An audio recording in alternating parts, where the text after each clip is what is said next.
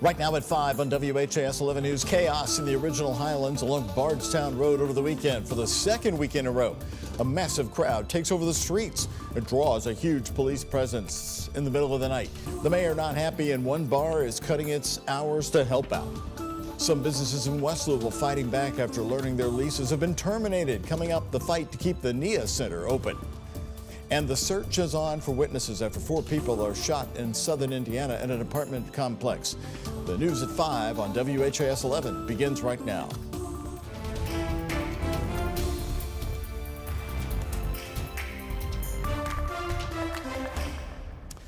And first here this evening at 5 o'clock, a developing story late today, and also body camera video released to us. Another massive street takeover by a crowd of partiers along Bardstown Road has at least one bar now cutting its hours. Hello, everybody, and thanks for joining us. I'm Doug Proffitt. It comes after a second week of chaos, brings this huge police presence, as you can see from this body camera video released by Metro Police and posted publicly. This all started by the Taco Bell between Grinstead and Highland Avenue just before 3 a.m. this past Sunday morning. Hundreds of people were in the streets. Several fights broke out. Now the mayor today says he and the chief will make a change in this area.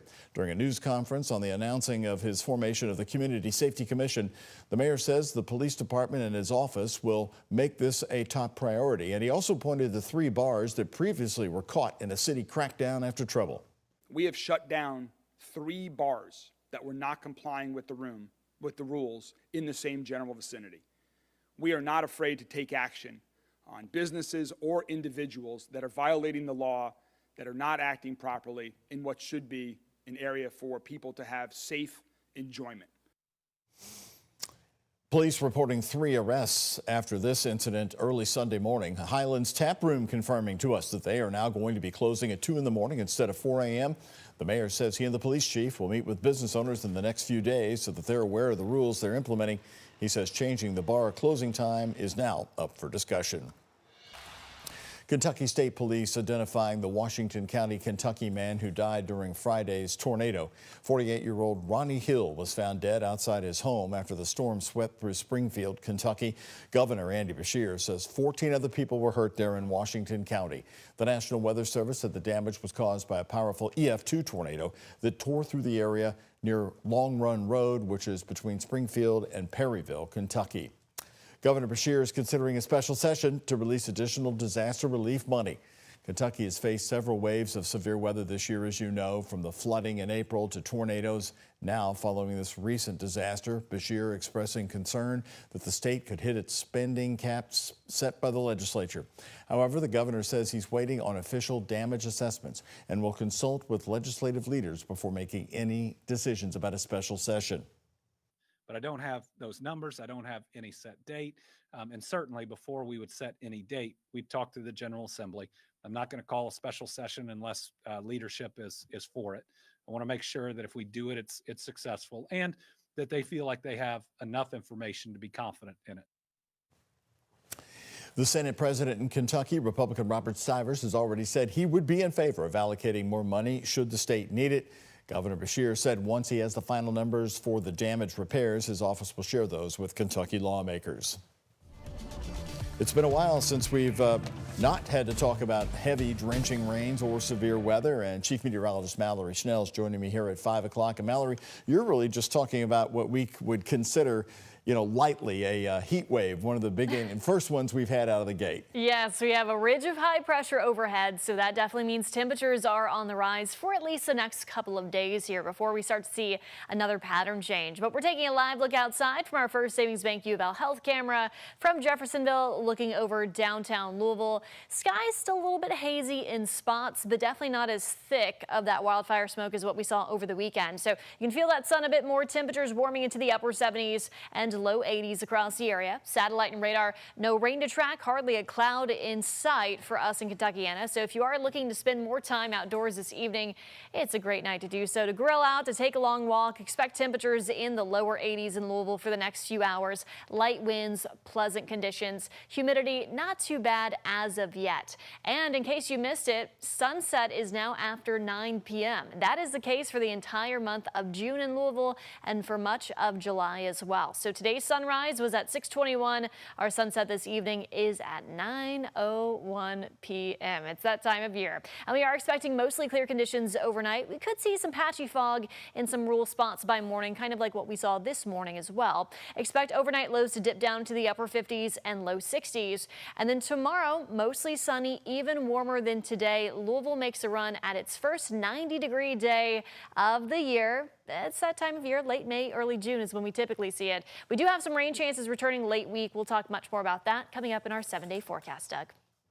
Mallory, thank you. More of our top stories for you here on this Monday. Business owners inside the NIA Center in Louisville, that's located on Broadway in the West End, are calling out TARC now for wanting to displace them. They're accusing the Transit Authority. TARC revealing that they have a letter of intent to sell the property to Goodwill. Jose Alonso tells us why several business owners are fighting against this sale. The NIA Center in West Louisville could soon be under new ownership, leaving tenants already in the building wondering what's happening and what's next for them. I have been here at the NIA Center for a total of 10 years. The service, my business has grown, and it's been convenient because I had chosen the NIA Center, a place of purpose. Those with livelihoods at stake gathered on Monday to make their voices heard. We need this building. You know, you had the Job Corps, all kinds of stuff in here. The Transit Authority of River City, TARC, owns the NIA Center and currently has a letter of intent to sell the facility to their neighbor, Goodwill, who plans to transition the structure to affordable housing. These tenants say they've reached out to the transit company about buying the building themselves, but feel betrayed to not even get the option. Goodwill is going to offer personal opportunity to individuals. And then the NIA Center will continue to offer that economic opportunity. Great partnership.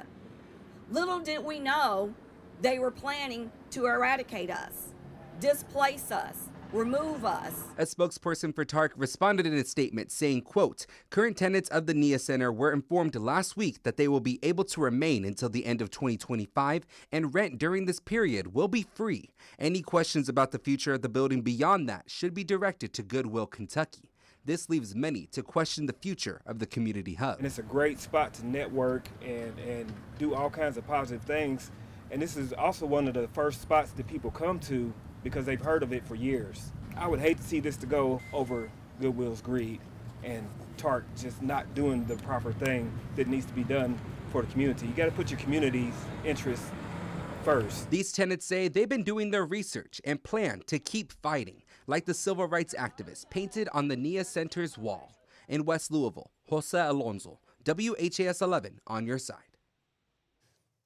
This community plans to continue their protests by rallying right in front of TARC's headquarters in downtown Louisville. They encourage anyone who wants to stand up to the sale to join them this Wednesday from 3 to 5 p.m. that afternoon.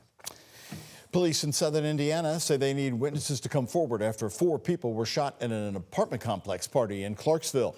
This happened just before midnight Friday at the Bend Apartments on Green Tree Boulevard. Police responded to a party at an apartment there on reports of gunfire. Clarksville Chief Nathan Walls says someone fired several shots into the crowd, hurting 4 people between the ages of 15 and 20. Walls called it a miracle that nobody was killed. It appears to be somewhat of a shootout. So we're thankful. This could have been a lot worse. Police estimate 100 people were in and out of the apartment throughout the night. Neighbors say parties like this aren't new at this complex, but the shooting raises concerns about safety. I mean, who's to say it can't happen to my next door neighbor or, you know, the people living underneath me or anything? Like, the walls here are pretty thin, enough to be soundproof, but definitely not bulletproof. Police say a woman who works at the apartment complex threw the party. She'll likely face charges. 2 suspects have been identified and police confiscated 2 guns. All 4 people shot were taken to the hospital. If you have information that can help police in Clarksville, their number to call is 812-288-7151. A new downtown Louisville construction project is underway. The first phase of what's called Main Remade is from South 22nd Street to South Wenzel Street. And the Kentucky Transportation Cabinet says that area of Main Street will now be 2-way. Other improvements include upgrades to crosswalks and intersections.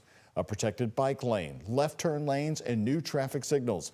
KYTC also warned motorists need to pay attention while driving through that construction site. Federal hate crime charges have now been filed against a man accused of carrying out an incendiary attack against a group of Jewish community members in Boulder, Colorado. We have the latest from ABC's Alex Stone. Making his first appearance in a Boulder County courtroom, 45-year-old Mohammed Solomon is now charged, including with federal hate crime counts. At the scene of the attack today, city crews using pressure washers to clean off burn marks left behind by the makeshift flamethrower and Molotov cocktail-type devices Solomon is accused of using to attack his victims. There's a jug filled with the same stuff. I thought it was alcohol at first, but it smelled like gasoline. He was also taking this garden sprayer, basically, and spraying people with this gasoline and fire, flames. ABC News learning 6 of the 8 victims have now been released from hospitals. 2 remain hospitalized, critically injured, but they are expected to survive. The Department of Homeland Security says Solomon is in the country illegally after overstaying a work permit. In a social media post responding to the attack, President Trump writing, "It will not be tolerated." Witnesses retelling what it was like as Solomon allegedly attacked the group during a pro-Israel march. I saw fire, I saw people falling and screaming and crying and tripping. The attack in Boulder coming only 2 weeks after 2 Israeli embassy staff members were shot and killed in Washington, and weeks after the firebombing attack on the governor's mansion in Pennsylvania. Court records say Solomon told police he had learned how to make Molotov cocktails by researching them on YouTube and that he had specifically targeted the group. Alex Stone, ABC News, Boulder, Colorado.